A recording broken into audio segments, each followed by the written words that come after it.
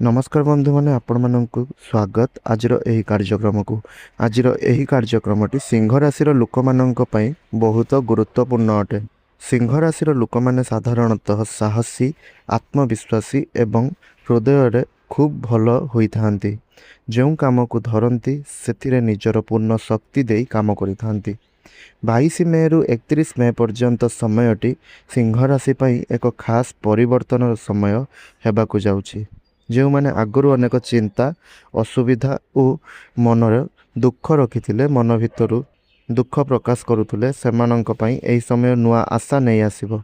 यही किछि दिन मध्य आपणक जीवन में केतेक एमिति घटना घटीपे जहाँ आपण को मनरु खुशी करदेव।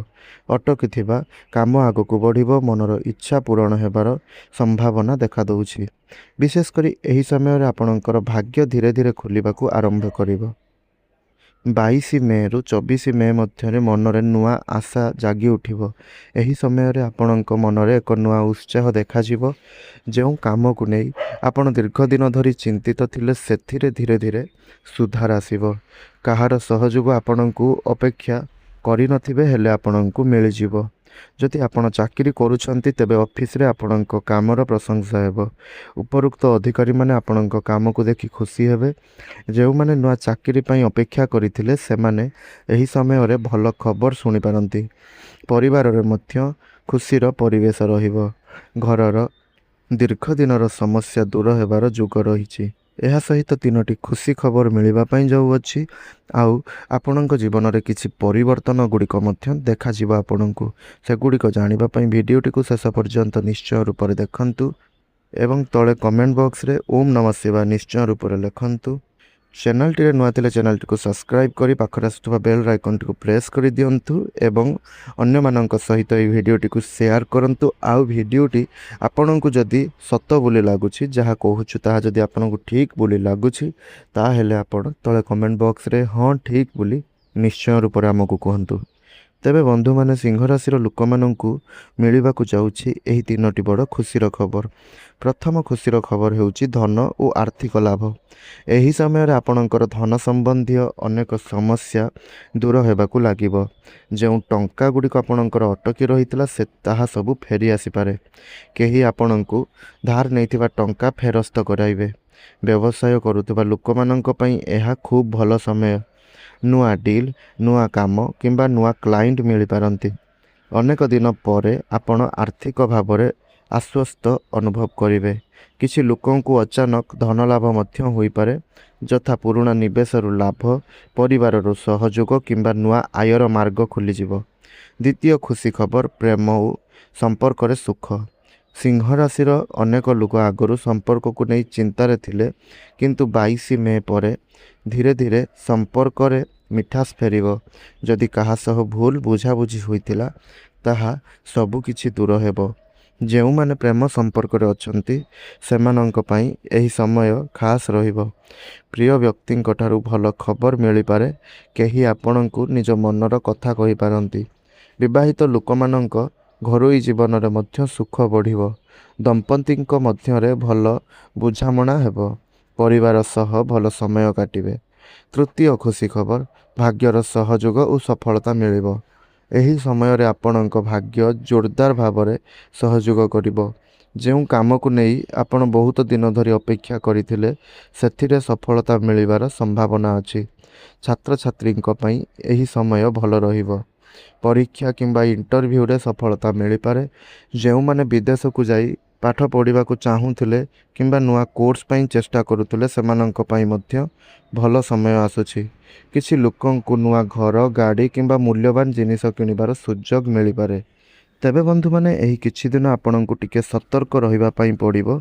काहाकू अत्याधिक भरोसा करंतु नाही। निजर गुप्त कथा समस्त को कहिबारु बंचंतु। धन संबंधी काम रे सावधान रुहंतु। अनावश्यक खर्च बढ़ी पारे, किंतु चिंता करंतु नाही किछि, कारण यह एक अस्थायी समय। स्वास्थ्य को नहीं मध्य सतर्क रुहंतु। अधिक चिंता करिबे नाही। भल खाद्य और पर्याप्त विश्राम नियंतु। तेबे आपण 25 मे रु 27 मे मध्य रे एही समयटी आपणक पई सतर्क रहिबार समय। तो एही समय मध्य रे आपण सतर्क रुहंतु। 28 मे रु 31 मे ଏହା ବଡ଼ ପରିବର୍ତ୍ତନର ସଂକେତ। ମାସର ଶେଷ ଦିନଗୁଡ଼ିକ ସିଂହ ରାଶି ପାଇଁ ଖୁବ୍ ଶୁଭ ରହିବ। ଆପଣଙ୍କ ମନରେ ଆତ୍ମବିଶ୍ୱାସ ବଢ଼ିବ। ଅନେକ କାମ ଏକା ସାଥିରେ ସଫଳତା ମିଳିପାରେ। ଯେଉଁମାନେ ନୂଆ କାମ ଆରମ୍ଭ କରିବାକୁ ଚାହୁଁଥିଲେ ସେମାନେ ଏହି ସମୟରେ ଆଗକୁ ବଢ଼ିପାରନ୍ତି। ଆପଣଙ୍କୁ କୌଣସି ଭଲ ଅବସର ମିଳିପାରେ। ଘରେ କୌଣସି ଶୁଭ କାମ ହୋଇପାରେ। ଅତିଥି ଆସିପାରନ୍ତି। ପରିବାରରେ ଖୁସିର ପରିବେଶ ରହିବ। କେଉଁ କଥାରୁ ସିଂହ ରାଶି ଦୁଃଖ ପାଉଥିଲେ? ଆଗରୁ ଆପଣ ଅନେକ କଥାକୁ ନେଇ ମନରୁ ଭାଙ୍ଗି ପଡ଼ୁଥିଲେ। କେହି ଆପଣଙ୍କ ଭରସା ଭାଙ୍ଗୁଥିଲେ। ଆପଣ ଯାହା ପାଇଁ ଭଲ କରିଥିଲେ ସେହି ଲୋକମାନେ ଆପଣଙ୍କୁ ବୁଝିପାରୁନଥିଲେ। କିଛି ଲୋକ ଆପଣଙ୍କ ପଛରେ ଖରାପ କଥା କହିଥିଲେ। ଏହିସବୁ କଥା ଆପଣଙ୍କୁ ମନରୁ ଦୁଃଖ ଦେଉଥିଲା। କିନ୍ତୁ ଏବେ ଧୀରେ ଧୀରେ ସେହି ସମୟ, ଦୁଃଖର ସମୟ ଶେଷ ହେବ। ଭଗବାନ ଆପଣଙ୍କ ପରିଶ୍ରମକୁ ଦେଖୁଛନ୍ତି। ଯେଉଁ ଲୋକମାନେ ଆପଣଙ୍କୁ ଅଣଦେଖା କରୁଥିଲେ ସେମାନେ ଏବେ ଆପଣଙ୍କର ମୂଲ୍ୟ ବୁଝିବେ। କେଉଁ ଦୁଇଟି ସତ୍ୟ କଥା ଆପଣ ସିଂହ ରାଶିର ବ୍ୟକ୍ତିବିଶେଷମାନେ ଆପଣ ଏହି ସମୟରେ ଜାଣିବେ ତାହା ଜାଣନ୍ତୁ।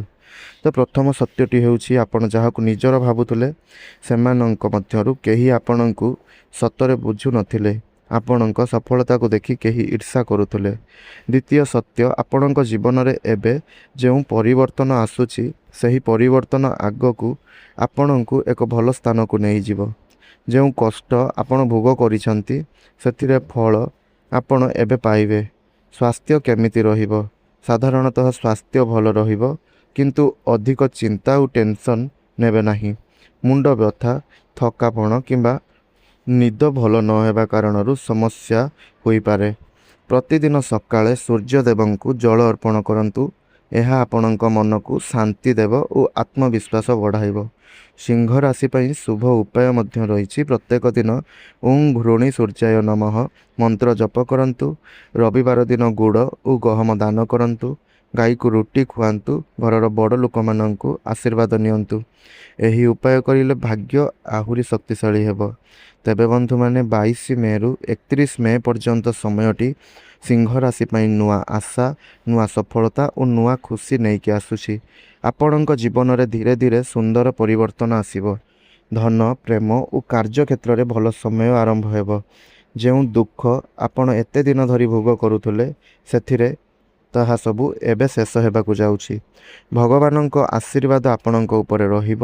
ଆପଣଙ୍କ ମନର ଇଚ୍ଛା ଧୀରେ ଧୀରେ ପୂରଣ ହେବ ଏବଂ ଜୀବନରେ ଆଗକୁ ବଢ଼ିବାର ନୂଆ ରାସ୍ତା ଖୋଲିଯିବ।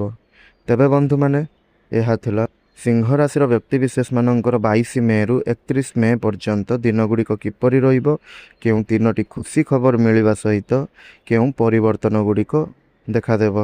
ତେବେ ବନ୍ଧୁମାନେ ଆସନ୍ତୁ, ଯଦି ଭିଡ଼ିଓଟିକୁ ଲାଇକ୍ କରିନାହାନ୍ତି ତେବେ ଭିଡ଼ିଓଟିକୁ ଲାଇକ୍ କରିଦିଅନ୍ତୁ ଏବଂ କମେଣ୍ଟ ବକ୍ସରେ ଓଁ ସୂର୍ଯ୍ୟାୟ ନମଃ ନିଶ୍ଚୟ ରୂପରେ ଲେଖନ୍ତୁ ବା ଜୟ ସୂର୍ଯ୍ୟଦେବ ନିଶ୍ଚୟ ରୂପରେ ଲେଖନ୍ତୁ। ଏହା ସହିତ ଅନ୍ୟମାନଙ୍କ ସାଥିରେ ଭିଡ଼ିଓଟିକୁ ସେୟାର କରି ଚ୍ୟାନେଲଟିକୁ ସବସ୍କ୍ରାଇବ୍ କରନ୍ତୁ। ପାଖରେ ଆସୁଥିବା ବେଲ୍ ଆଇକନ୍ଟିକୁ ପ୍ରେସ୍ ନିଶ୍ଚୟ ରୂପରେ କରନ୍ତୁ। ଧନ୍ୟବାଦ।